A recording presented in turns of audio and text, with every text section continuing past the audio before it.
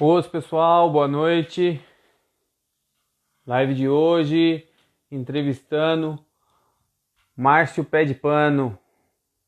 Vamos fazer o convite aqui para já iniciarmos a nossa live.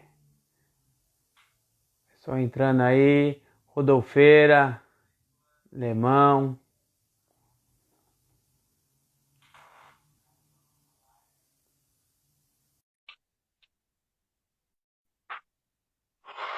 Feito o convite para o campeão.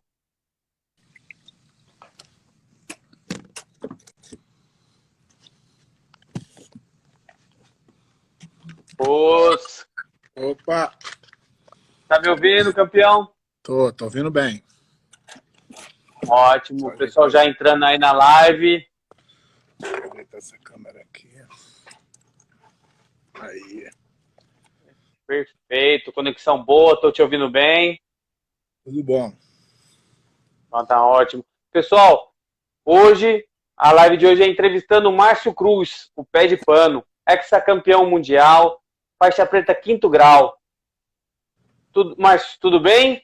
Tudo certo, você? Tudo bem, graças a Deus. Vamos falar um pouquinho da sua história aí. Quer dar um alô pro pessoal? Fala, rapaziada aí, um prazer estar aqui. Obrigado pelo convite. Sempre um prazer falar sobre jiu-jitsu. Sensacional. Hoje tem muita história aí. Marcelo é cheio, com Porra. bastante coisa para contar aí. Pé, iniciar nossa live aí, primeiro agradecendo pela sua disponibilidade. Eu sei que você é um cara super ocupado e por ceder um pouquinho desse tempo. O real intuito dessas lives é entreter o pessoal nesse momento de reclusão social aqui no Brasil, aí, é quem está podendo assistir. Obrigado e sempre aí, obrigado pela essa força. Vamos dar um recado pro pessoal. Pessoal, vai clicando no aviãozinho aí, mandando todos os seus contatos. Tem o canal do YouTube, Resenha Black Belt. Vamos dando uma força lá, se inscrevendo no canal. E Márcio de Amari também, o canal no YouTube. Vamos se inscrevendo lá. Pé, você é ex-campeão mundial. Foi campeão na faixa roxa em 99, mundial. Foi 2000 marrom, peso absoluto. 2001, acho que você teve uma lesão, né? E aí foi campeão peso absoluto em 2002, né? 2001 foi uma 2002 e 2003 foi peso, né? Conta um pouquinho pra gente dessa trajetória aí vitoriosa pra gente. Então, a minha história no jiu-jitsu começou um pouco tarde, né? Eu comecei a treinar jiu-jitsu, eu já tinha 18 anos. Então, todo mundo sabe que para você começar a lutar jiu-jitsu com 18 anos é muito difícil você atingir a maturidade a tempo de lutar de alto nível. Leva um tempo para você desenvolver o seu jiu-jitsu.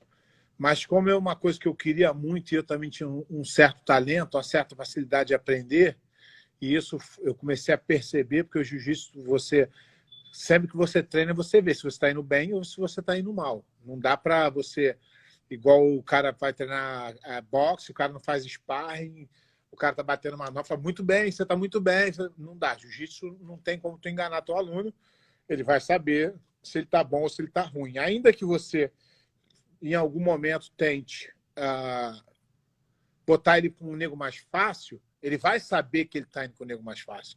Ele consegue perceber isso. Então, o que acontece foi que eu tinha essa facilidade de aprender e eu resolvi, desde o primeiro dia, eu falei, pô, é isso que eu quero para a minha vida. Então, comecei a treinar mais e isso foi um incentivo, porque eu acabei usando a tática de eu sei que eu estou atrasado, então eu preciso treinar mais do que todo mundo. Eu preciso estar na academia mais do que todo mundo. Eu não tenho tempo a perder. Um treino perdido para mim me coloca muito atrás de todo mundo. Então, eu comecei a me dedicar muito e o resultado começou a aparecer logo cedo, porque eu começava a treinar bem na academia, eu começava a participar de campeonatos menores e a participar e ter resultado. Então, acabou que isso foi uma facilidade para mim, porque as pessoas passam dificuldade no jiu-jitsu. Quando você começa, as coisas funcionam muito rápido, depois de um tempo param de funcionar, e aí muita pessoa desiste do jiu-jitsu. Então, mas eu não tinha esse pensamento em desistir nem do começo. Então, comecei a me dedicar muito, isso foi em 96. Quando foi em 2000, eu fui campeão peso absoluto do brasileiro de preta, no meu primeiro campeonato de preta. Essa foi a trajetória da branca à preta, contada bem rápida, né? Comecei em 96, acho que outubro de 96 ou novembro de 96, não me lembro a data exata. E quando foi em agosto de 2000, eu fui campeão peso absoluto na faixa preta, meu primeiro campeonato de preta. Eu ganhei o Mundial em junho, acho que na época era junho. Não, julho. E o outro campeonato é agosto, setembro, outubro, alguma coisa assim, eu não me lembro exatamente a data, que eu sou ruim com data, já viu, né? Não sei as datas direito. Aí eu peguei e fui campeão peso absoluto em julho no campeonato, e quando eu fui em setembro, outubro, não me lembro a data bem, porque o brasileiro mudou muito de data, eu fui campeão peso absoluto. Então, um pouco menos de 4 anos, eu não só peguei a faixa preta, como eu venci porque hoje em dia tem muito campeonato, então o jiu-jitsu dispersa muito. Então, você ganhar um campeonato hoje não quer dizer que tu é o melhor. Pode ter a outra galera lutar num campeonato lá, o outro lá, está em outro estado, outro país. Na nossa época, quando era em 2000, não tinha isso. Os únicos campeonatos que eram um campeonato que valia era Pan-Americano, Mundial e Brasileiro. Então, era 3. Então, todos os campeonatos, tirando o Pan-Americano, o Brasileiro e o Mundial eram as mesmas pessoas. Entendeu? Então, foi uma trajetória muito relâmpago, muito rápido, de atropelar as etapas todas, entendeu? E também engraçado que no ano de 99, isso hoje não é mais possível, porque tem o mínimo de tempo na faixa, tal. Então, quando foi em 99, janeiro eu ganhei o Pan-Americano peso absoluto de azul.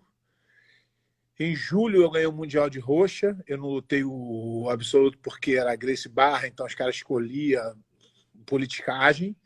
Não pude lutar. E o brasileiro eu ganhei de marrom. Então ganhei 3 Grand Slam em um ano, no mesmo ano, com 3 faixas diferentes. Hoje não é possível mais. Não que ninguém conseguisse fazer, que tem caras que são tão bons e que ultrapassam faixa rápido, mas hoje não é possível mais por causa da regra que a BJJF criou. E eu acho até legal, tem que, mínimo, né? Tem que ter uma regra, pelo menos. Que nunca, não é sempre que vai ter um fora da curva sempre, né? Não, mas e não pode também você a regra ser pela exceção. Um cara fez assim, de 1 milhão, então não vai fazer pela exceção a regra. Então, eu acho que foi uma atitude bem pensada, boa, da IBJJF em fazer isso, e eu concordo com isso. Não. E você começou em 96 com o Mestre Cabelinho, certo? Isso. Você foi com ele até que faixa? É engraçado, né? Eu nunca abandonei o Cabelinho, nunca saí do Cabelinho, mas o Cabelinho foi um cara que teve uma generosidade tão grande, uma visão tão grande, que quando eu ainda era faixa azul, iniciante, ele falou assim para mim, vai para Gracie Barra que você não tem mais o que fazer aqui. Não tem mais treino para você aqui. Porque geralmente você vê isso, você que é do jiu-jitsu, vê que o professor fica ali se segurando. Cara, não vai não, que você é minha galinha dos ovos de ouro, eu tenho que... E ele não, e ele logo de cara falou, não, você tem que ir. Mas eu nunca deixei de ser aluno dele. Eu treinava na Gracie Barra, mas era aluno do Cabelinho, sempre sou até hoje. Ele é como se fosse um pai para mim, um cara extraordinário, porra, me ajudou sempre que eu precisei, sempre esteve do meu lado, então não tenho que... Não deixei de treinar com ele. E mesmo lutando na Gracie Barra, eu sempre treinei com ele. Sempre ia visitar a academia dele regularmente, quase todos os dias. Porque não é que você está... Eu acho que isso foi de uma bondade, né? De coração aberto dele, e falar, não, porra, mas todo mundo sempre soube que eu era aluno dele. Ele não deixou de ser meu professor porque eu fazia meus treinos na Gracie Barra.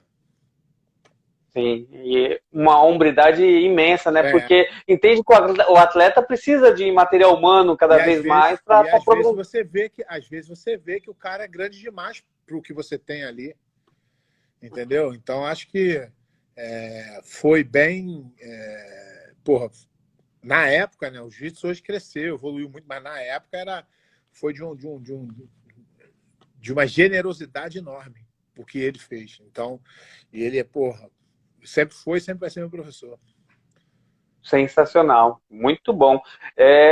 Nós estávamos falando, em 2000 você foi campeão peso absoluto do mundial de uma faixa marrom, certo? Uhum. 2000. 2000. O campeão mundial da 2000 eu acho que foi o cumprido, né? Foi. Foi. 99 e 2000 foi o cumprido. Não, então, o que aconteceu? Isso tem uma história aí. O campeão absoluto em 99 foi o cumprido. Quando foi antes do Mundial, esqueci de contar isso também, antes do Mundial, teve o brasileiro de equipe. Hoje o brasileiro de equipe não é tão valorizado, mas na época, se bobear, era mais que os outros campeonatos. Por que que era? Porque era você defendia a tua equipe e só 7 pessoas defendiam. Então, se você estivesse naquele bolo ali, você era um deles.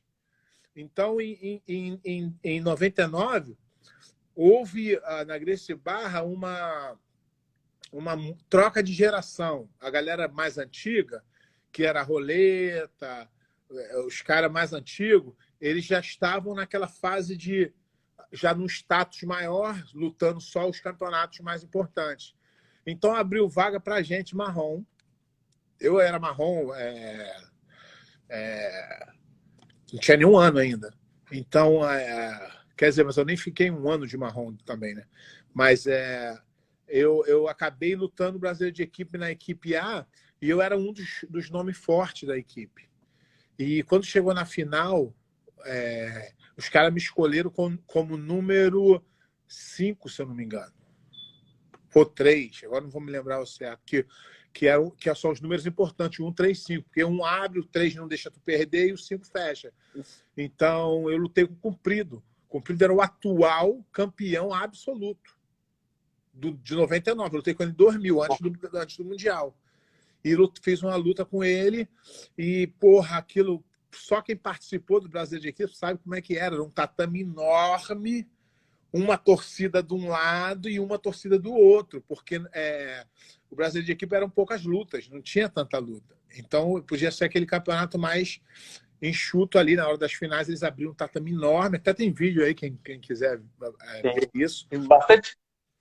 Bastante material para pesquisadores aí na... Exatamente. E aí, cara, aquilo, porra, era um caldeirão ali no Yacht Clube de Guanabara, era um caldeirão, aquilo ali fervia.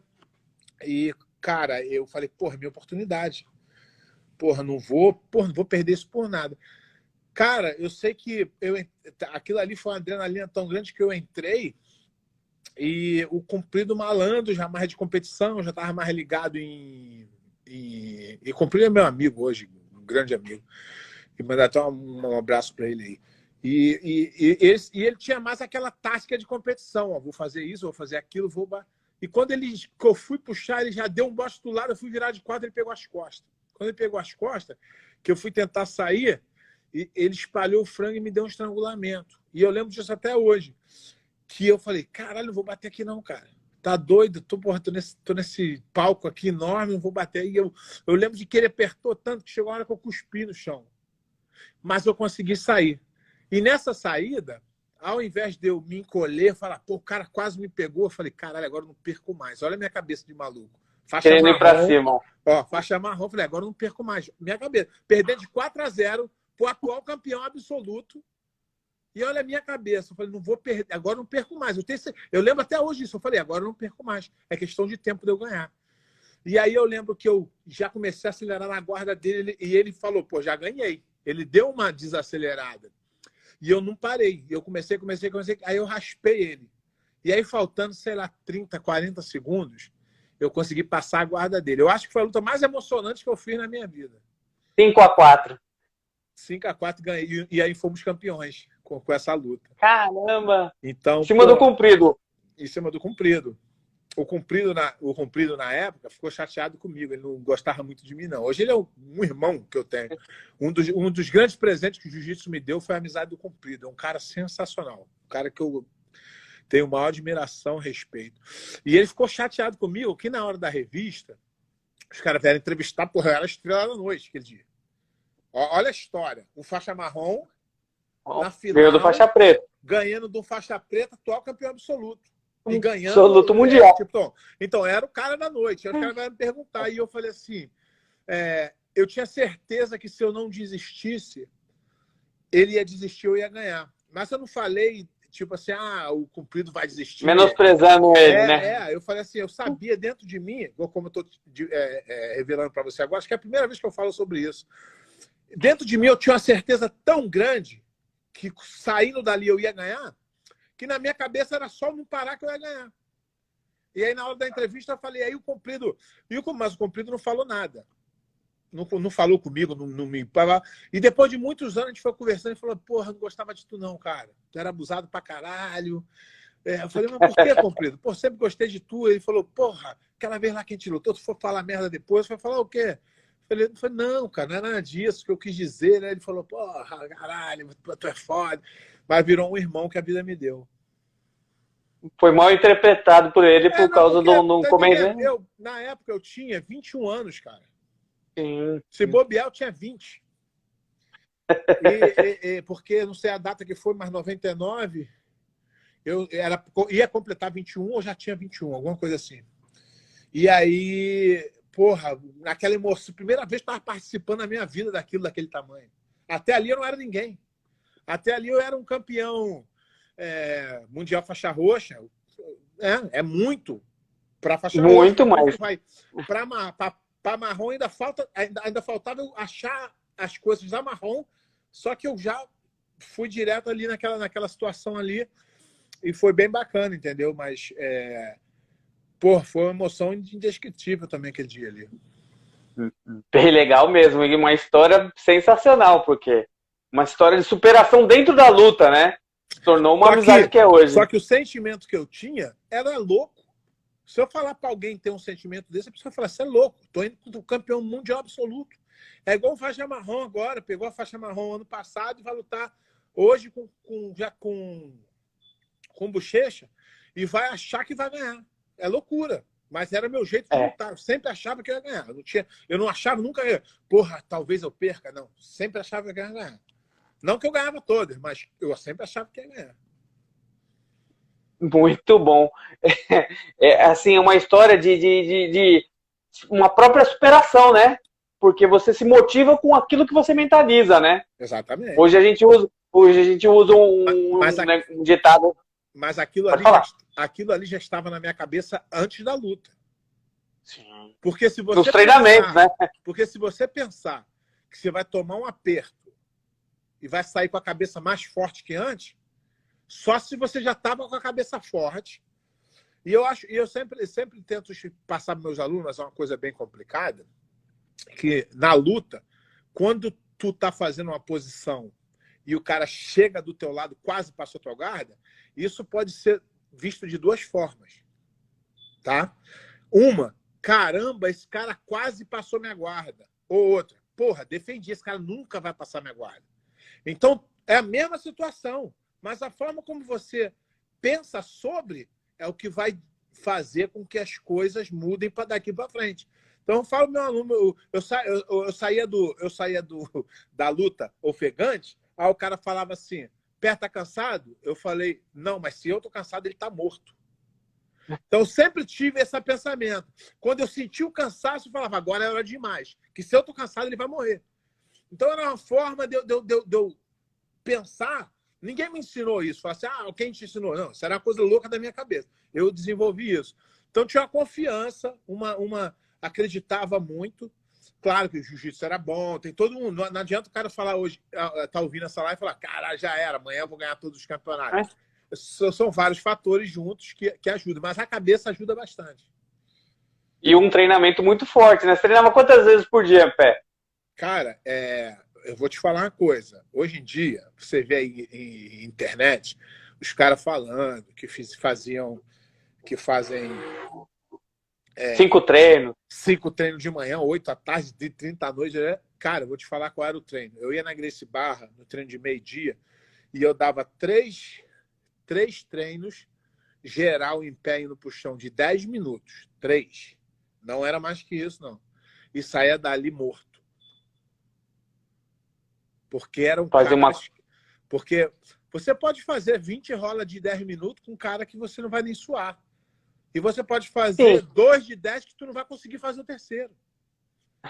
Então eu tinha isso e eu dava uns treinos extras com a galera mais não tão sinistro. E eu sempre dei aula, né? Então eu acabava treinando com meus alunos e um jeito que eu treinava muito, que é engraçado, cara. Eu vejo hoje uns preparador físico falando que treinar demais, você não... Irmão, não tem outro jeito de ficar bom, é treinando. Essa história de você... descanso também é treino. Isso é conversa de preguiçoso. Porque o jiu-jitsu, deixa eu te explicar, o jiu-jitsu não é igual uma corrida de 100 metros. Jiu-jitsu, a corrida de 100 metros, você tem que estar 100% naquele dia ali, daquele jeito ali. Pum! Pronto. O jiu-jitsu, tu não sabe se tu vai cair na montada, se o cara vai montar em você, se tá nas tuas costas. Então, a tua cabeça tem que estar forte. E o teu corpo tem que estar imprevisível, né? O teu corpo tem que estar preparado para qualquer situação. Boa ou ruim. Entendeu? Então, eu vejo preparador físico falando isso, cara. Eu falo, não pode fazer sparring. Sparring todo dia. Não... Eu falo assim, pelo amor de Deus, cara. Não vai dar overtraining. Eu não conheço um campeão mundial, não conheço um que não treina pra caralho. Muito. Não conheço um. Até hoje, não conheço. Então, um jeito de treino, até alguém falou aqui, um jeito de eu treinar era, eu pegava os meus alunos, os alunos do cabelinho, eu treinava o cabelinho em Bangu, e eu ficava no meio, os caras faziam uma fila, e eu ficava, sei lá, 1h30, 2 horas, e os caras vindo, tentando passar, raspando. Né? Então, quer dizer, no começo... Fazendo meinho. Hoje o pessoal não sabe o que é meinho, né? Os caras, os faixa branca, no começo, porra, era fácil. Mas depois de 1h30, o branca já estava preto. Então, o cara que reclama de treino, fala, não tem treino aqui, não tem treino ali. Irmão, se tu quiser, tu consegue treinar. Se você quiser, mas isso eu tinha uma coisa boa.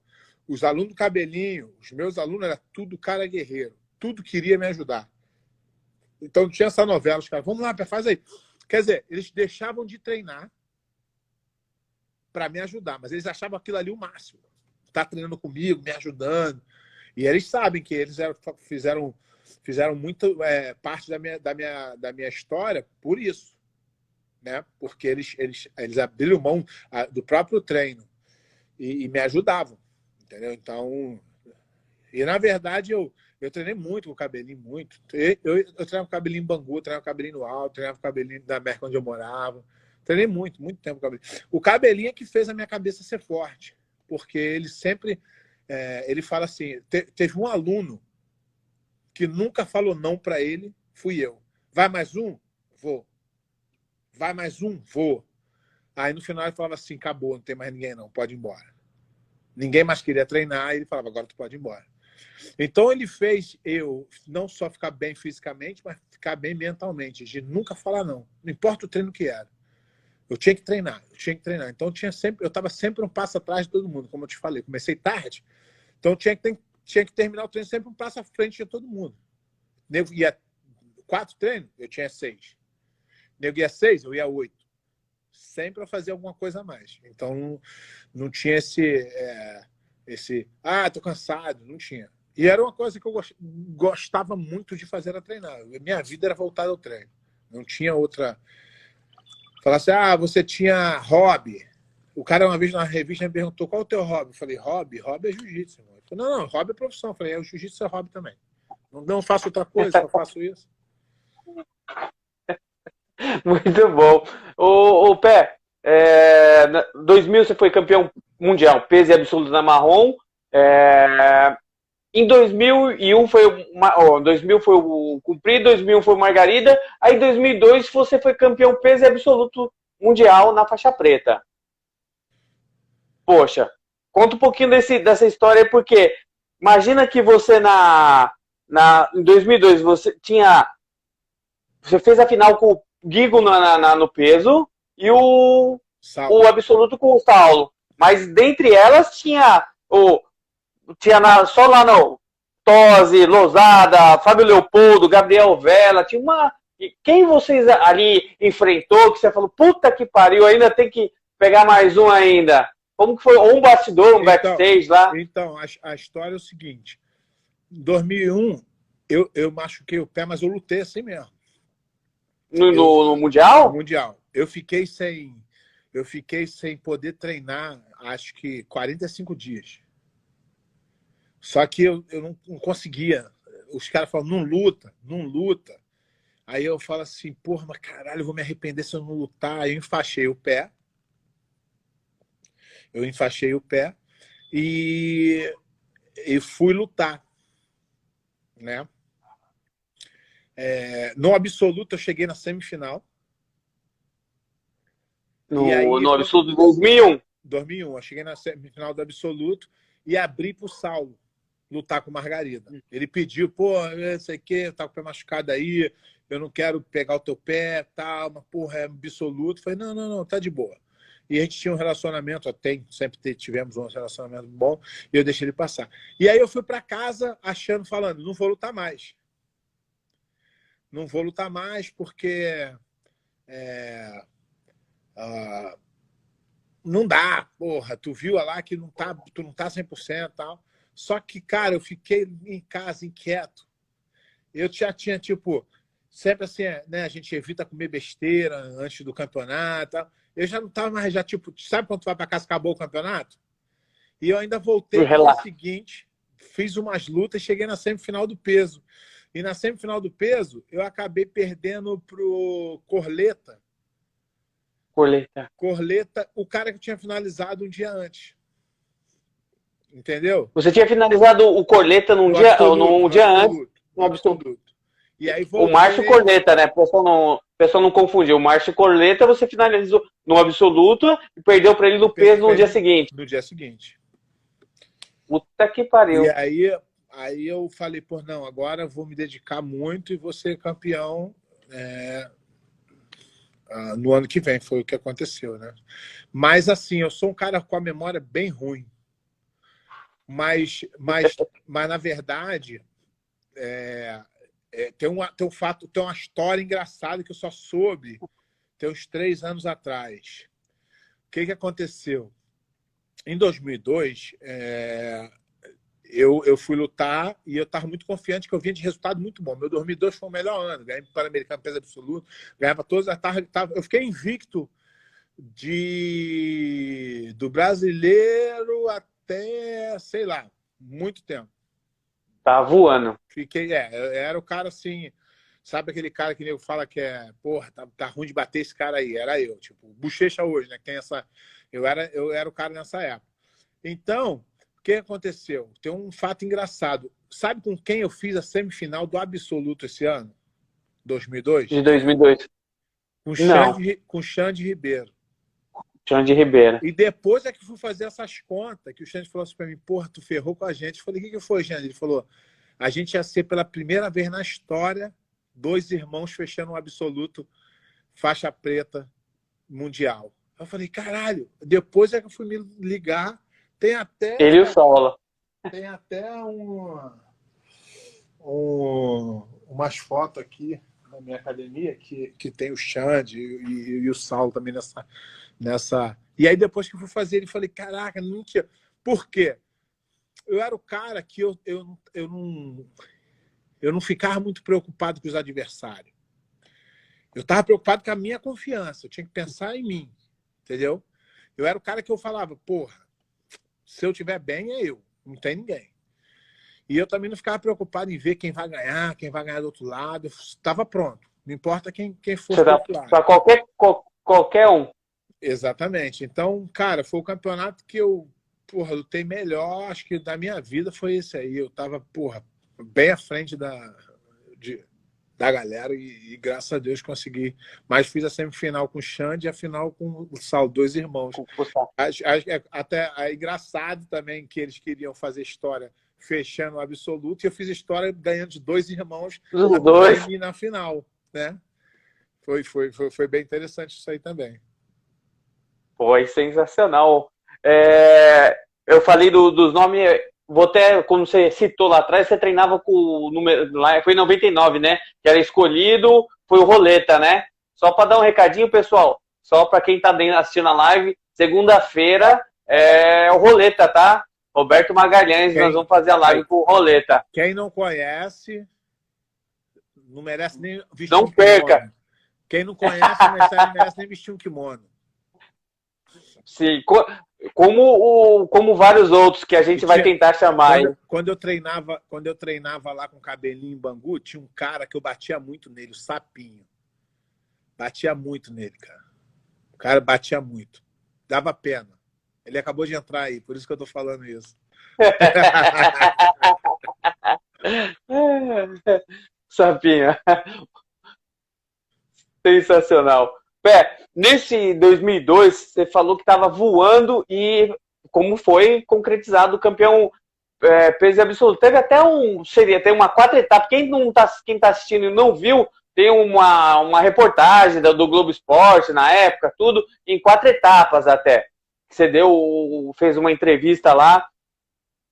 A sensação de ter um backstage, porque você já era sensação lá, já era o nome a ser batido. Nesse ano cheguei como o provável campeão. Eu vinha ganhando. Provável campeão. E aí o pessoal já tinha o alvo em você, nas suas costas lá.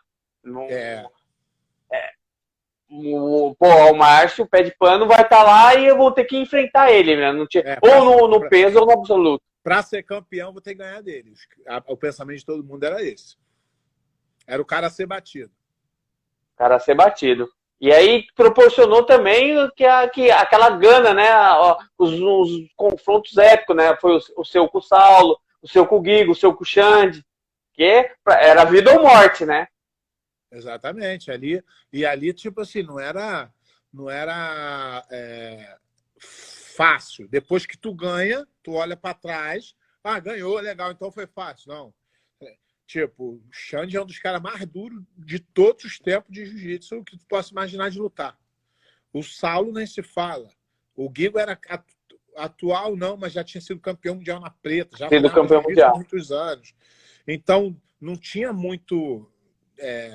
Nesse ano eu lutei, sabe com quem? Um cara duríssimo também, que você provavelmente deve conhecer, Roger Coelho.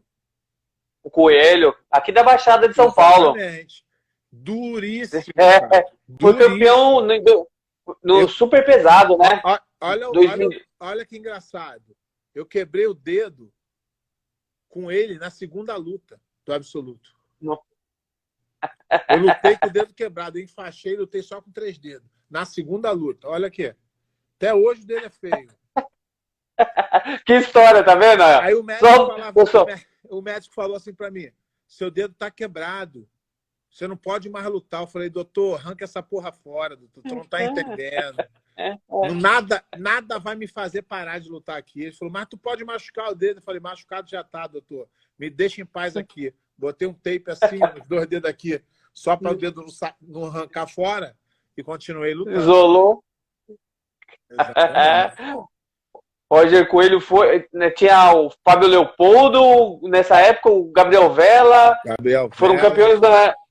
Agora eu não lembro. O Fábio eu sei que foi campeão esse ano. Foi pesado. Não, super pesado. O Jefferson Moura foi campeão no pesado. Foi isso. Em 2002, você tinha também no pesadíssimo o Felipe Lira. Ele treinava com vocês lá, não é? Um gigantão. Não, ele era ele era de Teresópolis, era um do Bita. Mas era muito duro também. Pesado. Pessoal, antes da gente ir para a história de 2003, que foi uma das finais épicas. Se inscrevam lá no canal da Resenha Black Belt, lá no YouTube. Dá uma força lá, uma moral pra gente. Márcio Leamari lá também. Aí, Pé, você foi campeão absoluto em cima de Roger Gracie. Nada mais, nada menos que uma lenda viva, né? Na época ele... E ele tinha sido campeão faixa marrom em 2001. Peso absoluto. E aí ele veio de 2002, preta... 2002. 2002 ele estava peso absoluto de marrom. E em 2003, o primeiro ano dele de preta, você enfrentou ele no absoluto.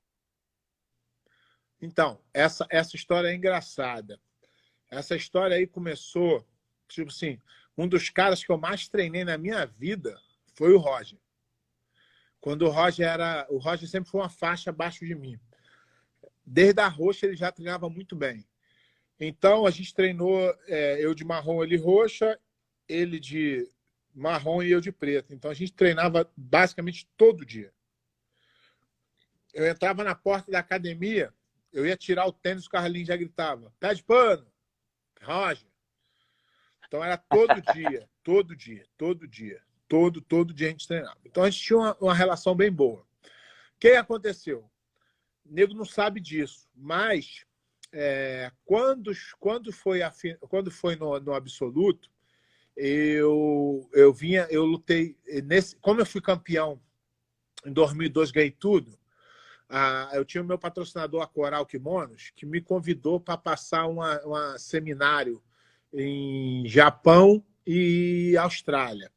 Então eu passei umas 2 semanas viajando, Japão, Austrália. Mas tudo muito corrido, de uma cidade para outra, dando seminário, de uma cidade para outra. Voltei por Los Angeles, passei um dia em Los Angeles, voltei para o Rio. E por algum motivo, a minha imunidade baixou. E eu não estava conseguindo treinar, ficando doente, febre, doente. E isso foi até o ADCC. O ADCC, se eu não me engano, foi em maio, começo de maio, no Brasil, 2003. Fui campeão e perdi no absoluto. Mas eu estava com febre um dia antes, tomando Tilenol, porque eu estava com febre. Aí, o que aconteceu? Eu não consegui treinar. Desde do Abu Dhabi, eu não consegui treinar. E o Roger já estava na Inglaterra, ele já não treinava mais com a gente. Entendeu?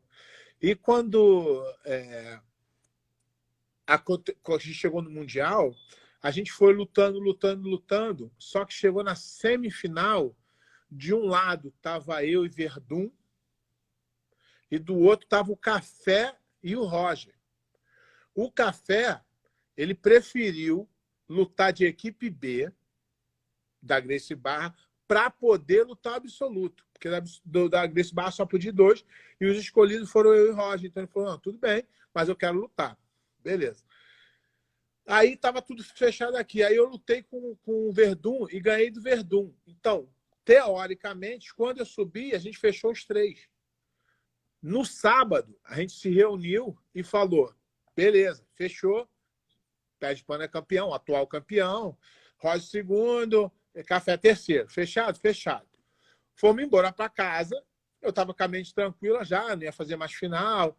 Estava com febre, não estava indo muito bem, mas falei: pô, lutar a categoriazinha ali para ganhar mais um título mundial. Aí tirou o foco ali foi relaxar, tirou o foco. Tirei o foco do absoluto. Do absoluto. Tava com foco na categoria. Quando eu cheguei no ginásio, eu botei o kimono e eu comecei a aquecer, o Roger veio falar comigo. Ele falou: pô, Pé, foi mal, porra, o pessoal tá falando que eu tenho que lutar, não sei o que lá. E, porra, pra mim, na hora, não me senti ofendido, não fiquei chateado nem nada. Eu falei: Roger, tá tranquilo, meu irmão. Sei que a pressão da família, tu é Gracie, porra, é outra parada. Todo direito, a gente continua brother, não tem problema nenhum. Eu acho que, para mim, na época, porque o nego estava me vendo treinando não tão bem na academia, pensou: porra, a oportunidade do Roger. Entendeu? Isso foi coisa da minha cabeça. Mas, por outro lado, porra, um Gracie chegar na final de um absoluto, naquela época, era novidade. que os Gracies da primeira geração já não lutavam mais nessa época. Então, porra, como é que um Gracie vai abrir para um cara que não é Gracie? Então, isso tudo estava envolvido. Em nenhum momento eu fiquei chateado com o Roger. Tenho relação boa com ele. Porra, ele não é só campeão dentro do tatame. Ele é um cara que, porra, tu não vê ninguém falar mal do cara. Nunca distratou ninguém. Ele é o verdadeiro campeão. O cara, tinham que haver mais campeões como o Roger. Entendeu? Então, não fiquei chateado, mas eu consegui desenvolver o meu jogo. Aí eu saí, por isso que eu não fui campeão. Eu saí da disputa. Por isso que eu saí da disputa. Peso. Eu ainda falei para ele, Rojão, ó, tá tranquilo, mas eu não vou lutar o peso, não, para eu me focar bem no absoluto, tá tranquilo? Aí ele falou, beleza. Aí ele saiu também. Ele não lutou peso, nem eu, nem ele. E ficamos esperando para a final. E todo mundo falando, a luta foi armada, não sei o que, não sei o que lá. Aí eu falei assim, pô, nego é doido, eu vou deixar de lutar o peso. E o Roger de lutar o peso, velho. E aquilo ali foi a primeira vez, a gente fez história. Foi a primeira vez que dois caras da mesma equipe que treinavam junto, eu e ele treinava junto mesmo. A gente resolveu lutar. E daí, então, sempre teve luta depois disso. Depois ele lutou com o Rominho.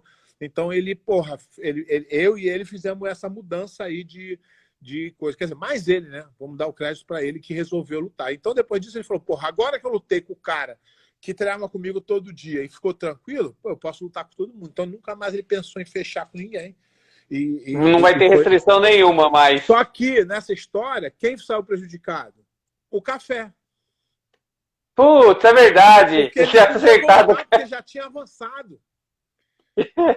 E eu, porra, como minha memória é curta, eu nem lembrava disso. Um dia o Café falou pra mim, porra, tu lembra? Eu falei, caralho, Café, isso Tu me fudeu. Porra, tu se fudeu. Ele falou, se fosse pra ele lutar contigo, eu lutava com ele. Eu falei, caralho. Porque provavelmente eu e Café ia fechar, porque eu e Café era camarada, a gente treinava junto, já tinha fechado um Pan-Americano junto. Entendeu? Então poderia ser outra história, não sei, ninguém sabe. O futuro, voltar depois para ver o futuro, não dá, entendeu? Então essa foi a história engraçada de 2003. E uma mudança que não partiu de nenhum de vocês, né? Foi uma mudança externa. Por que eu não fiquei chateado? Porque assim, era para eu ficar chateado, porque a história era essa, o campeão tinha que ganhar, só que eu sabia que o nome da família pesava. E achava mesmo que ele tinha que lutar. Na verdade, lá no fundo, eu falava assim, porra, ele não tá errado, não. E no fundo, eu falava assim, e eu sabia que não era coisa dele só. Ele não queria lutar. Porque a gente realmente treinava muito junto. Entendeu? Mas eu, em nenhum momento, eu fiquei, pô, não fiquei chateado, nada. E eu sempre fechei com meus amigos de equipe, porque, pô, eu já lutava já treinava com os caras todo dia, então não tinha problema. E tem uma história engraçada, até... E aí, isso tudo é a minha história no Pode falar. E a minha história no jiu-jitsu que você falou, a minha história foi feita de 96 a 2003. Além desse tempo ter sido curto, esses são... Depois eu me aposentei e fui para o MMA. Aí depois eu fiz algumas lutinhas, voltei depois de muitos anos depois, mas o meu prime ali mesmo foi aquilo ali. Aquilo ali foi os resultados que eu tive. Dentro desse período você teve só excelentes resultados, né? E aí decidiu fazer a mudança em 2002 para 2003. Mas não foi isso. Já recebi uma pessoa se inscrevendo aqui no canal, ainda bem. Então, a live tá valendo. Mas a história é o seguinte, cara. Nesse dia, eu no ano anterior, quando eu ganhei peso absoluto, eu fui para casa. Em 2003, quando eu voltei para casa, eu basicamente não tinha dinheiro para pagar a conta de luz. Campeão peso absoluto. Não tinha dinheiro para pagar a conta de luz. Então, como é que era a história? A história era o seguinte, eu não tinha... Se você pergunta se você queria ter continuado no jiu-jitsu, sim. Só que eu não via... Meu filho já tinha... No vídeo até aparece ele indo pro campeonato comigo. Meu filho tinha... Ele até hoje é lutador, né? Mas, campeão mundial, né? Campeão mundial. Aquilo ali eu falava assim, caraca, eu cheguei no máximo. Eu não tenho mais para onde ir. Eu sou bicampeão mundial absoluto. E não estou conseguindo viver disso. Eu tenho que fazer alguma coisa a mais para dar alguma coisa, uma vida melhor para o meu filho. Provavelmente, não foi a melhor escolha que eu fiz. Entendeu? Se eu tivesse ficado no jiu-jitsu, de repente eu tinha ganho dinheiro. Eu tinha desenvolvido alguma outra coisa. Mas não foi ruim. O MMA foi uma experiência do caralho para mim, que me melhorou como atleta, me melhorou como professor. Foi muito. Vivi coisas boas demais no MMA. Então, eu não sou aquele cara que fica assim, para mim foi tudo bom. Eu consegui ser campeão do ADCC, no guia, eu nem treinava. 2003. Eu consegui ser campeão mundial absoluto de kimono. Eu consegui lutar num Common Event do UFC, um dos maiores de todos os tempos, que foi a luta do Chuck Liddell com o Randy Couture. Eu fui a segunda luta no estádio lotado. Então, isso não tem preço. Não tem preço. Você faria diferente? Não faria, não. Porque foi aprendizado muito grande para mim. Foi muito, muito, muito legal. É sensacional, pessoal. Você foi campeão em 2003 do ADCC. E a outra coisa que eu ia falar até quando deixei você falar, em 2000 eu acho que foi um evento que foi feito de lutas casadas no Guarujá, que eu fui assistir. Foi eu, meu irmão, assistir lá em 2003 e caiu uma puta chuva e parou o evento. Eu falei, puta, tava o Guigo, tava o Pega Leve, tava o Tererê, tinha grandes nomes lá e, puta, ia ser fenomenal. E aí acabou que a chuva atrapalhando lá no evento. Eu perdi essa oportunidade de estar vendo você lutar próximo. E os caras não pagaram, né? Também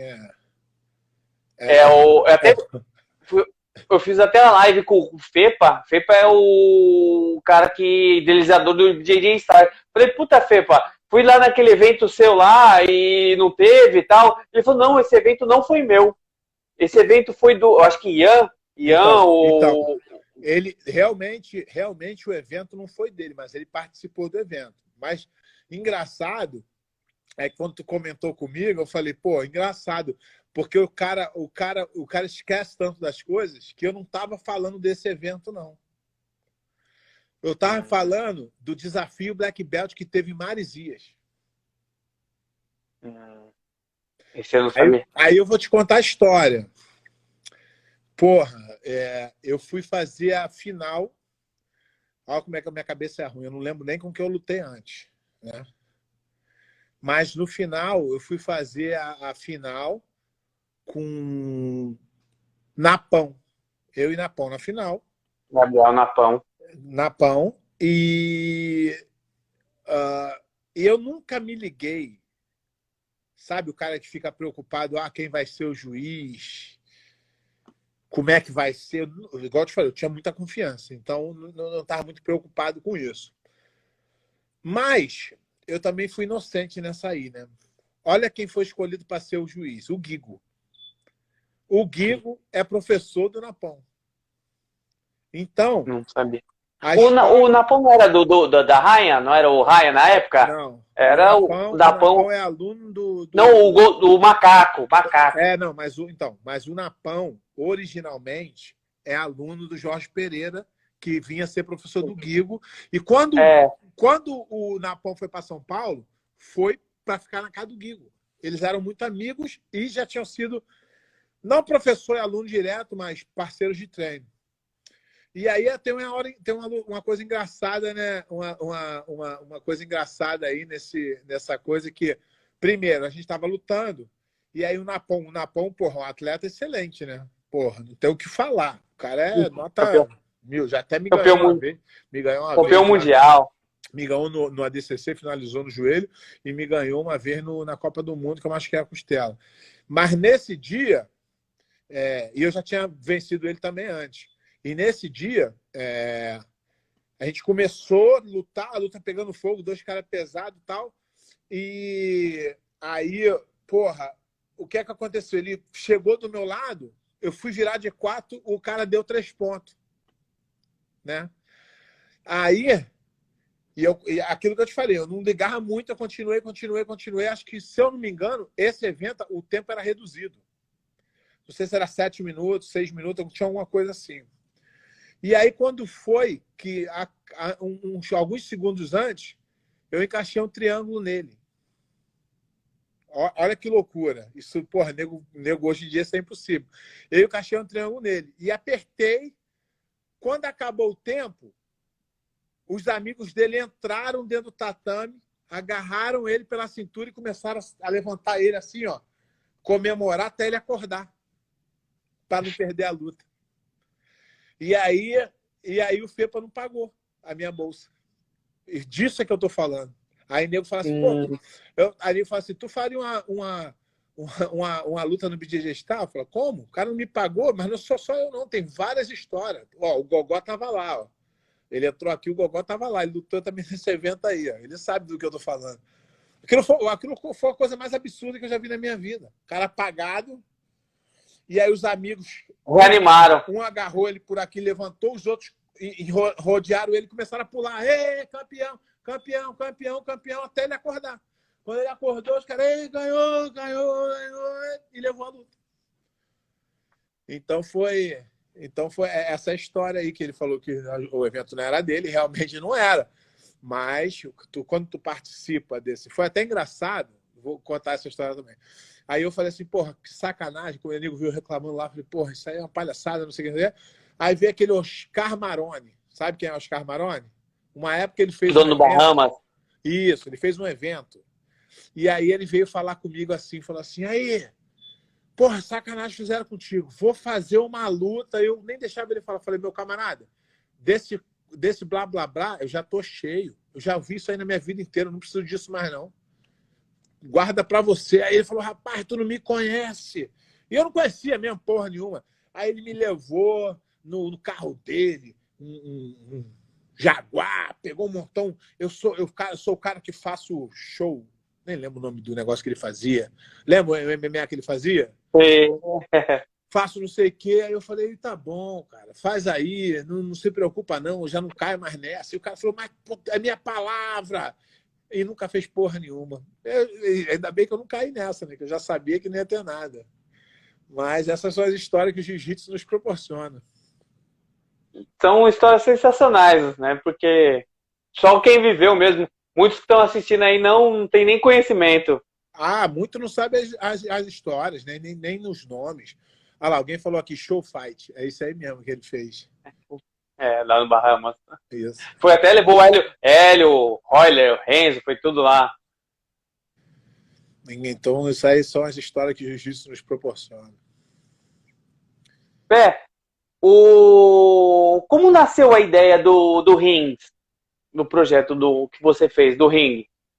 Então, é um projeto social, um projeto da sua academia? Não é projeto social, não é projeto de nada. Isso é um projeto de uma equipe que a gente, muita gente não, acho que quase todo mundo, que foi a antiga Barra Gracie, que veio a virar a Gracie Barra, que a gente não concordou com a mudança da equipe, né? E a gente acabou cada um tendo sua academia, né? E todo mundo de sucesso, cada um com a sua academia, e não focando muito na competição. E aí a gente resolveu se juntar, mas sabe quando junta muita ideia? Dá problema. Então a gente partiu do princípio que a Ring não seria uma equipe, uma academia, uma associação, uma bandeira, e a Ring seria um time de competição sem fins lucrativos. A gente está até tocando a papelada aqui nos Estados Unidos. Mas ela lutaria por quem? Por qual bandeira? Pela Ring. Tipo, a academia. Vai ter uma bandeira Ring mesmo. Ela é um time de competição, ela não é uma associação, ela não é uma academia onde você vai assim, essa academia aqui é a Ring Academia. Não pode. Isso foi acertado. Ela faz parte, você tem a tua academia, Márcio Cruz, que é a minha academia, e a gente luta pela Ring. Mas a minha academia continua sendo isso. Então, por que a gente resolveu fazer isso? Para a gente não brigar no futuro. Porque como é que são as academias? As academias no começo começam como um time, todo mundo querendo ser campeão, e no final 2 ou 3 vira dono e os outros são tirados e aí você ganha dinheiro. Então a gente, desde o princípio, legalmente, a gente não pode ganhar dinheiro porque é uma companhia non-profit, sem fins lucrativos. Se a gente ganhar dinheiro, a gente vai até preso. E todo o dinheiro que a Ring arrecadar será revertido para os atletas lutarem. Hoje em dia a gente não ganha muito dinheiro. O dinheiro que é recolhido são recolhidos com camps, seminários e uma taxa que todas as academias pagam mensal para suportar isso. Então a gente oferece um lugar para os caras ficar nos grandes LAN, um camp, alguns professores. Então, a ideia, para a gente não brigar, chegar um dia e brigar com os amigos que a gente queria ter, a gente resolveu fazer uma coisa sem fim lucrativo.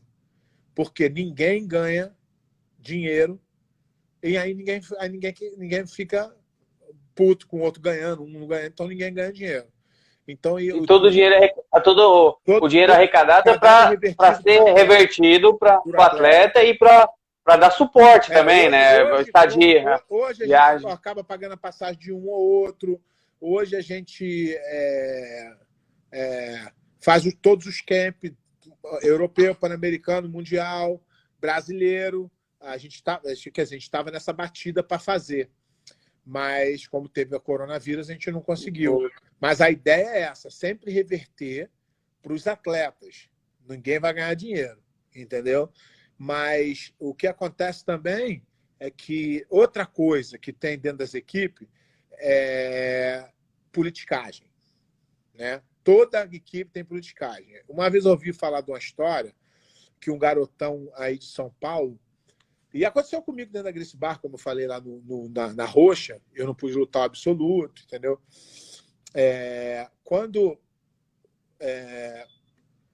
a gente começou com essa ideia, aí o cara me falou isso, que tinha um cara lá de São Paulo que ganhava as seletivas na academia, numa academia grande aí de São Paulo, e no final sempre eu, querido do dono da academia.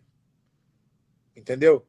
Então, para não ter isso, a nossa regra, começou desde o princípio, quem está melhor no ranking vai ser o A e B. Independente se é aluno de alguém, independente, não importa. Vai seguir o ranking e vai ser por merecimento. Quem é que vai receber a passagem? Quem é que vai receber a estadia? Os que derem resultado. Não é meu filho, não é o amigo do outro, não é. Meu filho ganhou? Pá, vai. Tá tendo resultado? Tá bom no ranking? Vai. A hora que tiver um melhor que ele vai por conta própria, ele paga dele e o outro vai. Então a gente tenta fazer de uma forma com que a galera acredite na gente, que a gente é diferente. A primeira coisa que eu falei é quando foi do meiozinho para o final, a galera falou, não, mas se a gente ganhar dinheiro, também tá bom. Eu falei, se for para ganhar dinheiro, eu tô fora. A hora que for para ganhar dinheiro, eu saio. Isso eu deixei bem claro meus amigos. Ah, mas ganhar dinheiro não tem problema. Eu falei, não tem, mas a ideia não foi essa no começo, não vai ser a ideia, não vai ser agora. Então, e por quê? Porque as equipes grandes ganham dinheiro e não ajudam os atletas. Isso aí todo mundo sabe. Eles compram os atletas de outra equipe, mas não ajudam os da própria equipe. Bom, é uma história bem legal porque é um método novo, né? Às vezes o próprio atleta ele vai procurar a equipe para poder se dar bem, né? Ou a equipe já vai visualizando, conversando com o atleta no campeonato, ó, você vai ter um futuro aqui, então, eu vou te levar lá para lá. Então a gente não tem essa mentalidade. A gente não quer aluno de ninguém. A gente nunca vai convidar aluno de ninguém, mas se o cara vê no nosso projeto uma possibilidade dele melhorar, uma possibilidade dele ter um futuro melhor e vier falar com a gente vai falar para ele assim, ó, conversa com o seu professor. Se o seu professor aprovar, você vai ser bem-vindo aqui. Se o seu professor não aprovar, você não pode entrar aqui. Então vai ser uma coisa totalmente só diferente pouquinho do que é feito hoje. não vamos perder o raciocínio, não. Vai dar o tempo aqui, ó, tem 13 segundos. Eu vou derrubar e já entro de novo aqui. Tá, beleza. Falou.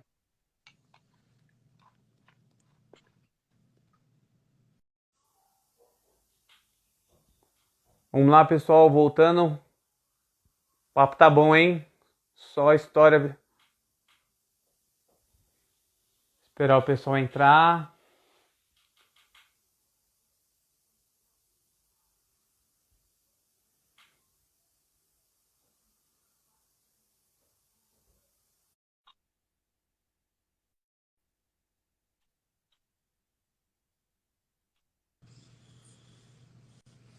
Os pé, Opa, voltamos. voltamos Dá aí.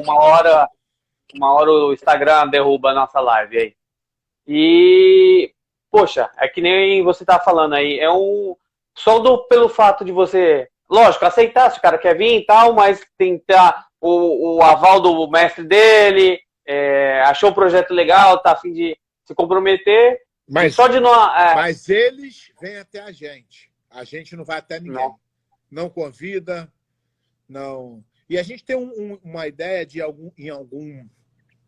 em algum tempo, se a gente conseguir transformar isso em realidade, em conseguir dinheiro, patrocínio, e a gente, ao invés de pegar atletas campeões renomados, a gente dá uma volta pelo Brasil e vê aqueles talentos que não foram aproveitados, que nunca conseguiram dinheiro para ir lutar no Rio, entendeu? Caras com potencial, não caras prontos, campeões já.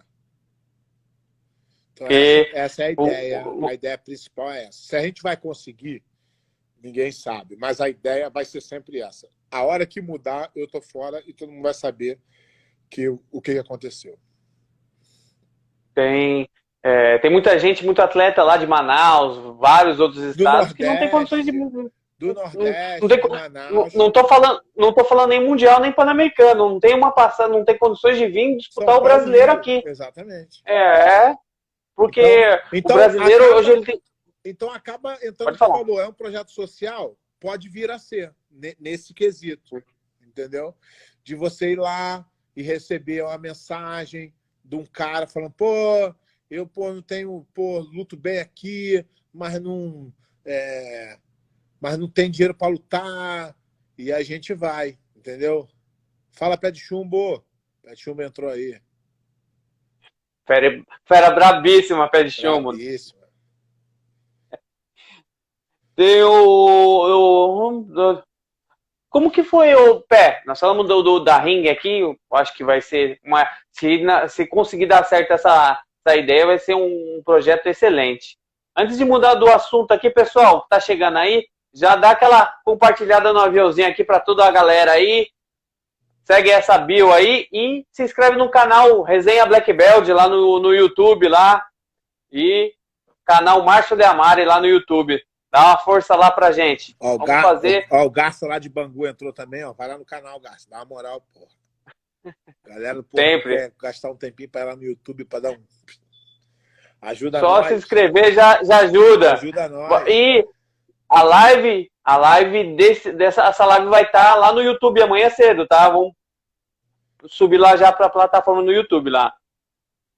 Pé, como que nasceu a ideia do projeto, né, do programa Resenha Black Belt? Então, o Resenha foi engraçado que hoje todo mundo fazendo, mas isso foi há 4 anos atrás. E não tinha Eu lembro. E não tinha como fazer isso. Isso não era... O que eu fazia? Eu botava o telefone aqui na frente, botava uma televisão atrás, chamava o cara no Skype, botava o cara aqui na televisão para bater um papo comigo. Como é que aconteceu isso? Foi quando foi assim, acho que foi na semana que o Facebook lançou o Facebook Live. Aí a gente estava em Abu Dhabi, aí o cara falou assim, ó, fala aqui, tá falando live. Eu falei, que é isso? Aí nesse dia foi automático. A galera pegou o telefone e jogou na mesa e a gente ficou batendo um papo com a galera. Entendeu? E, ficou maneiro a gente ali batendo papo. Aí eu falei, cara, vamos fazer. Quem fez isso foi Cumprido, Shaolin, Robinho, Soca, todos esses caras fizeram. Só que aí eu falei, pô, galera, vamos continuar fazendo. Eles disseram, não, pé, dá muito trabalho. Porra, já tem, pô, do seminário pra caramba. E eu fui o que fiquei fazendo o negócio. Só que depois, o que aconteceu? O meu filho resolveu começar a lutar. E eu fazia no final de semana. E aí você lutando, uma vez eu tentei fazer viajando, aí não consegui. Aí o mais difícil era, porra, agendar com os caras para fazer, porque é live. E, pô, hoje em dia, né, tá na quarentena, a galera tá em casa. Antigamente Todo mundo aqui. os caras vêm viajando. Então o cara tá no Japão, porra, tô no Japão. E aí fica naquela correria, mas o porquê que eu fiz? Eu descobri que ninguém sabe nada da vida dos lutadores. Não. Eu tô falando dos maiores. Tô falando do Sim, Roger dos Gracie. campeões. Eu tô falando do Roger Gracie. Quem sabe a história do Roger Gracie? Ninguém. A nossa mídia, a nossa mídia especializada de jiu-jitsu, de luta, é muito ruim. É péssima. A Mauri Bittetti, duas vezes campeão mundial, absoluto. Zé Mário. Até falar Zé Mário Sperry. Semana que vem o Zé Mário vai estar comigo aí, domingo. O Zé Mário vai estar comigo no Resenha. Aí, pessoal. Vão ter histórias incríveis também. Entendeu? Então... Só pegando o gancho aí, ó. O pé deu aí, ó. Semana que vem, segunda-feira, roleta. Roberto, roleta. E na quarta-feira, o Guigo. Luiz Guilherme Guigo. Então temos Roberto Magalhães na segunda e o Guigo na quarta. Eu tenho esse final de semana o Zé Mário, na semana seguinte o Gabriel, o Matheus Diniz. Matheus Diniz, campeão da DCC. E na semana seguinte tem o Celcinho, estava até aqui na live. Celcinho Vinícius aí de São Paulo. Vinícius. E esse tem uma ele aluno, você tem, acompanhei as lives dele que eu não conhecia. Ele montou a X-Coach, aí que comecei a pesquisar mais. Você também teve um professor dele, até mudando um pouquinho, já de volta no Resenha Black Belt. Você teve também um contato, né? Você conheceu o Gordo como, Pé? Então, naquela época que eu treinava, que eu falei que eu treinava com o Roger, ao mesmo tempo que eu treinava com o Roger, eu treinava com o Gordo. O Gordo também era meu parceiro de treino. Então, e sempre treinei com o Gordo. E quando eu entrei para o MMA, o Gordo foi meu professor. Ele que puxava o treino de MMA. Então, ele acabou virando meu professor. Porque como o Carlinhos brigaram lá tal, e acabei ficando com o Gordo. E o Cabelinho também já não estava dando tanta aula. E aí eu peguei o Gordo como meu professor ali, é o cara que eu sigo hoje, tenho muita afinidade com ele.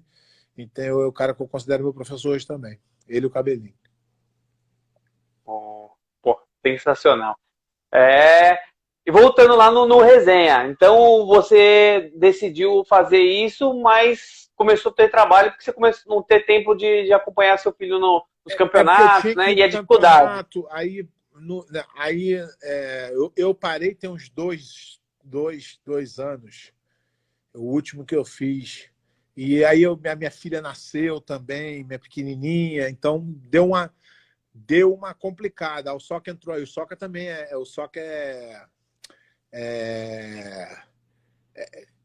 fundador do Resenha. Primeiro Resenha, o Soca estava presente. Então o Soca é fundador do Resenha também.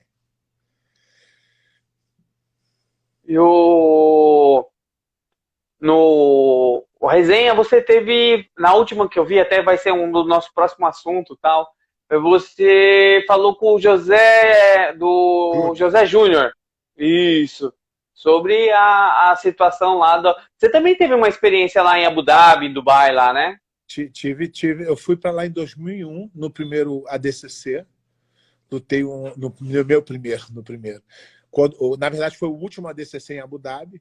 Eu fui lá. E achei o país legal, tal.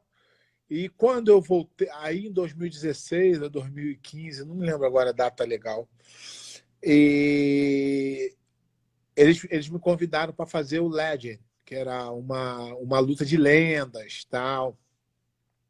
E os caras me chamaram para participar e eu, de coração aberto, na verdade, quem me chamou foi o Gordo, que o Gordo trabalhava lá na época.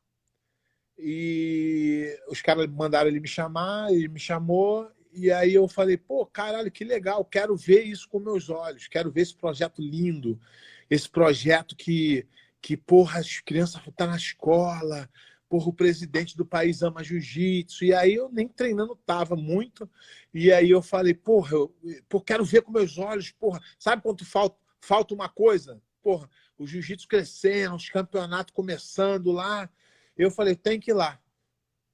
E aí eu fui. E aí foi uma decepção. Por isso que aí nessa entrevista aí foi uma polêmica, todo mundo me xingando. Mas quanto mais hater tem, melhor, tá fazendo mais sucesso, entendeu? Aí porra, eu critiquei. E crítica é ok, cara. Só minha opinião, não sou porra nenhuma. Eu não tenho associação nenhuma por trás de mim, federação, grupo, não tem ninguém. É só a minha opinião. Os caras não deveriam se importar com a opinião de um cara só. Você é um grande nome do jiu-jitsu. Já fui, legal, mas não tenho o poder de mudar ninguém. Não consigo mudar a opinião de ninguém. Entendeu? Mas na verdade, naquela entrevista, eu acabei dando para ele A oportunidade, né, de explicar. Eu dei fatos e para ele rebater. Mas ele não rebateu. Nenhuma. Mas não foi uma briga. O Júnior, eu adoro o Júnior, só que ele pensa diferente de mim. E eu dei a oportunidade dele de mudar o meu pensamento. Falei assim, Júnior, esse é o fato. O que você fala ali? Não, que o jiu-jitsu não é só competição. Eu falei, Júnior, mas a gente não está falando de duas... Estamos falando de duas coisas diferentes. Eu estou falando que com o tempo e dinheiro que vocês aplicaram lá, os resultados são ruins. Aí ele falava, não, mas na escola... Mas são dois projetos diferentes. Então, no final, o pessoal que dá aula em Abu Dhabi está achando que eu falei mal deles. Em nenhum momento eu falei mal dos professores. Zero. Os professores lá, a grande maioria, porra, são pessoas boas, trabalhadoras, tudo. Eu não falei mal de ninguém. Só que aí eu botei pontos, que teve gente que foi para lá, que a esposa no avião ganhou a roxa, sem nunca ter colocado o kimono na vida, para dobrar o salário. São vários... E tudo que eu falei, ele concordou comigo. Mas no final ele falou, não, tu tá errado e o projeto é bom. Falei, ok, mas é a minha opinião. E a galera me xingando, e quanto mais xinga, melhor, porque aí mostra que o hater, ele te segue mais do que o seguidor. O seguidor segue devagar, o hater não, ele fica te odiando ali, mas vê os vídeos, isso é bom para nós. Mas o que você falou é uma... Eu vi por mim, eu estava assistindo, telespectador.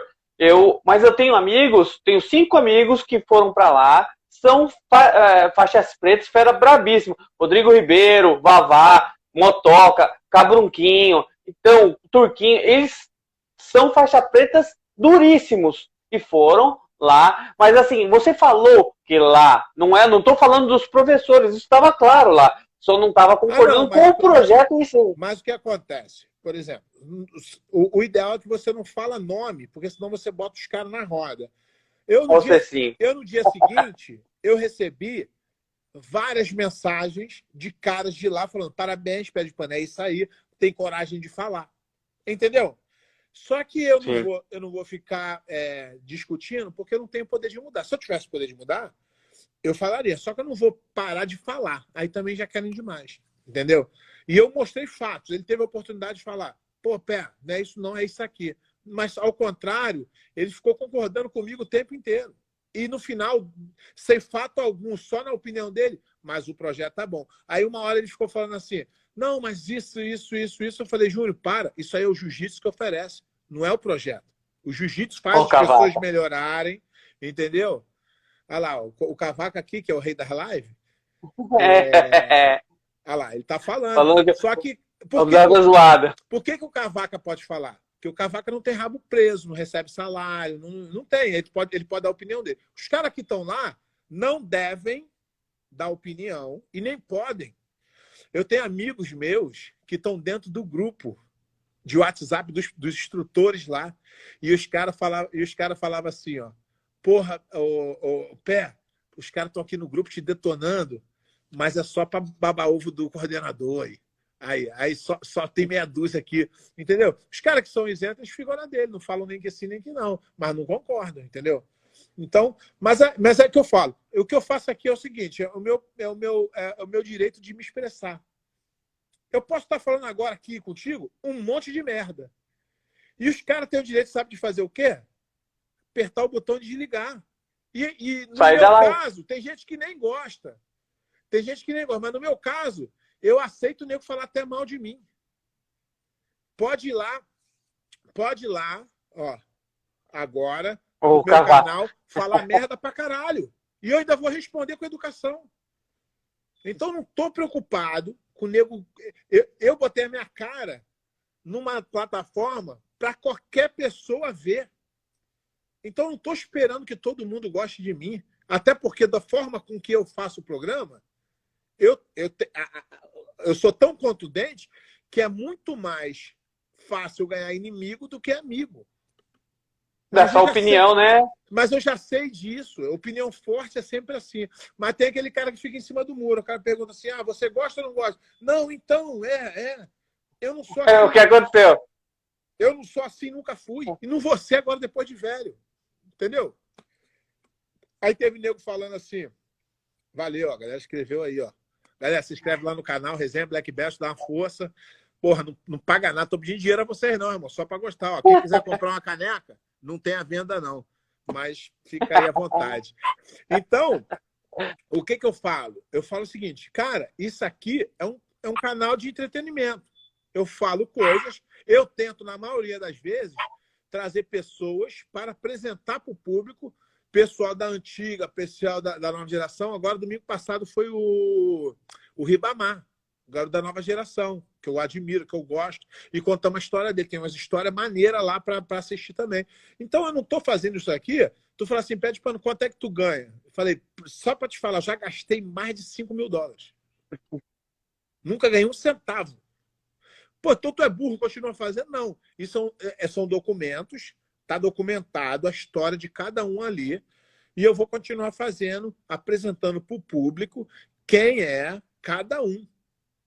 E cada um vai lá e vê e acha o que quiser de cada um, inclusive de mim. Entendeu?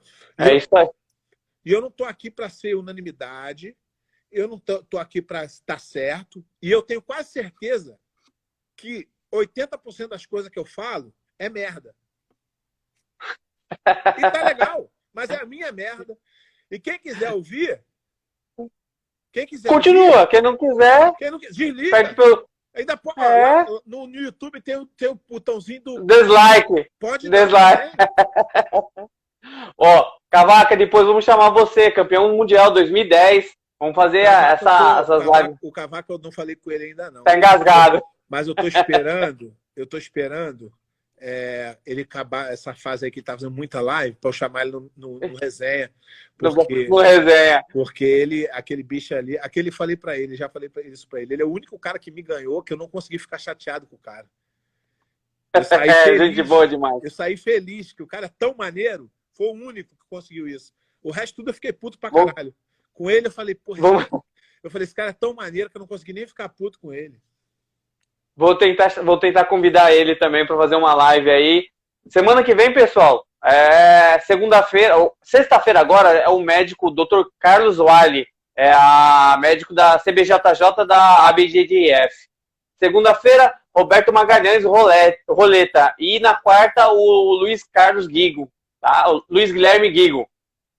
Vamos lá dar uma moral. Pé, agradecer demais você. Vou até tirar aqui os comentários para que nem chegamos a falar de Covid, porque eu acho que está muito batidão. Covid não, Covid é chato. Covid é um papo chato. No meu programa eu nem falo de Covid. Chato, muito chato. Negócio chato já. E falamos muito. Porque nós vamos ter que superar isso aí, todo mundo vai ter que, do seu jeito, aprender com as devidas precauções, conviver com isso até que saia uma vacina e bola para frente. Exatamente. Queria agradecer a live sensacional. Você é, meu, demais. Obrigado por ceder seu tempo. Eu queria que você deixasse um recado para a galera que está assistindo aí, porque falar com você, além do aprendizado, ou quantas histórias que a gente contou aí, é uma lição de vida. Meu, parabéns pela sua história, porque eu já era fã. Quando eu entrei no Jiu-Jitsu, em 2000, eu vi uma capa eu acho que era Gleice Mag, eu não lembro, era Tatame, falando de você. Falei, pô, esse cara é brabo mesmo. E na época não tinha vídeo, era só as folhinhas rodeando ali. E, pô, pede pano. Puta, e quando foi que você foi lutar, eu falei, vamos ver ele lá. E, cara, sou super fãzaço seu, cara. Pô, obrigado. Parabéns. Obrigado. A palavra é sua aí. Então, galera, todo mundo aí, porra, que tá gastando tempo fazendo igual a você, gastando seu tempo fazendo uma live para as pessoas que estão em casa. Porra, é uma forma de estar ajudando as pessoas. Às vezes a gente acha que, pouca gente que vê, mas se uma pessoa estava precisando ouvir uma história para rir, para se divertir, já valeu a pena, entendeu? Então, queria deixar aqui meu agradecimento a você por ter feito isso, por estar continuando fazendo, agradecer a galera que participou aqui e falar para eles que o jiu-jitsu é o mais importante. A gente tem que deixar o nosso ego de lado e tudo isso que a gente está fazendo em prol do jiu-jitsu, provando que o jiu-jitsu tem pessoas boas dentro do jiu-jitsu. Antigamente a gente era marginalizado pelas televisões, a gente não tinha abertura nas televisões. Então hoje acabou isso. Com a internet a gente tem livre acesso a falar o que a gente quiser. Então mostrar que no jiu-jitsu é bem mais interessante as pessoas que estão por trás do kimono do que só a luta. Então vendo as pessoas como Cavaca, como outras pessoas fazendo live, porra, a história do Cavaco que, porra, ele contou ali, porra, me emocionei, mandei a mensagem para ele na hora, cara. Então, no CatFit, né? Então, cara, são essas coisas que fazem o mundo andar. A gente está passando por uma coisa nunca vista antes, entendeu? Então a gente não sabe lidar com isso ainda, mas graças a Deus tem pessoas boas que estão doando o seu tempo. Isso aqui é verdade, você está doando o seu tempo, estou doando o meu tempo para entreter as pessoas que estão em casa sem poder sair, sem poder trabalhar às vezes, passando por problemas e às vezes ali 2 minutinhos, 3 minutinhos que ele escuta, ele fala, pô, que legal, cara, pô, deixa eu assistir isso aqui mais, e acaba ficando 1 hora com a gente aqui e participando de uma boa conversa e às vezes o cara sozinho em casa e precisando bater um papo. E aqui ele acaba batendo um papo com a gente. Então, parabéns aí pela iniciativa e obrigado pelo convite. Eu sempre agradeço. E o real intuito é isso mesmo. É entreter as pessoas, trazer algo bom, algo divertido, algo que faça bem isso para a vida. Às vezes a história não pode ser tão... Eu concordo que para que faça o jiu-jitsu é motivacional sim, mas para ele pode servir de outra maneira. Pessoal, que você tenha a iniciativa de que, mas minha live dá 1, 2 pessoas, mas são 1, 2 pessoas que estão ali se divertindo com você. Exatamente. Tendo algo bom. E a sua intenção que obrigado. vale. Sim. A intenção é a melhor possível. Nunca a gente faz isso para... todo mundo está recluso, então não tem uma outra alternativa senão ajudar o próximo. Exatamente. Mais uma vez, obrigado. Eu cara, que agradeço. Sensacional. Obrigado. Meu, estamos aqui em São Paulo, eu sei que você está na América, mas qualquer coisa, você tem meu telefone, estamos aí para ajudar. Eu estava agendado para ir, acho que estaria agora, não sei a data, eu ia para o Brasileiro aí, cara, em São Paulo agora. Tá tudo certo. Ia ser em abril. Mas se Deus quiser, no futuro aí, eu vou estar aí. Pois eu tinha tantos assuntos aqui a gente fazer, mas vamos fazer uma próxima, que era jiu-jitsu olímpico, porque o que seria a sua opinião quanto às federações, por que não é olímpico? Eu falei muito, né? E aí atrapalhou, né? É nada. Porque quando o papo é bom, não dá... Exatamente, é isso que eu falo. Talvez essa live seria só para falar até o Mundial de 2002, então não daria para pular. Eu fiquei contrariado em pular, tinha tanta pergunta ali ainda, mas... Obrigado. É sinal que é sempre um sucesso. Obrigado. Obrigado você. Fica com Deus. Tudo de bom. Tamo junto. Tamo junto. Pessoal, vou dar obrigado a todos que estão participando. Sigam lá no canal do YouTube, Resenha Black Belt, Márcio Deamari. Acompanha aí, se inscreve, segue essa página aí para sempre estar. Semana que vem a gente vai ter roleta, vamos ter Guigo. Sexta-feira agora vamos falar com o Dr. Carlos Wiley, ele é médico da Federação CBJJ e da ABJJF. Tá? Vamos falar de... Vamos esquecer... Lógico, vamos falar de Covid, mas vamos falar muito mais sobre ele competição. Médico, ele é médico, vai saber falar, eu que não sei. Senão vai falar muito de agora sanitização, amônia quaternária, vamos ter que estar fazendo muito isso aí, mas vem com um embasado técnico, mas o negócio é a gente ter. Vou falar bastante de competição, né? De desclassificação, até quando. Porque às vezes o competidor não sabe, né? Às vezes ele tem medo, lá, puta, bati. Ele contou uma história pra mim que a menina tava com ponto. E assim, puta, eu vou ter que tirar o ponto, senão eles vão me desclassificar. Não! Ela tirou no banheiro o ponto do rosto para não ser desclassificada. E aí abriu, gerou sangramento e foi desclassificada. Exatamente. Falar tudo para eles aí. Pé, mais uma vez, obrigado. Uma excelente noite para você e uma boa semana. Tamo junto. Tamo junto. Valeu. Obrigado. Valeu. Pessoal, se inscreva no canal Márcio Leamari, também no Resenha Black Belt. Segue aí na bio Márcio Leamari, o meu perfil, para estar sempre vendo as lives. Fique bem, tamo junto e até a próxima, até sexta-feira. Os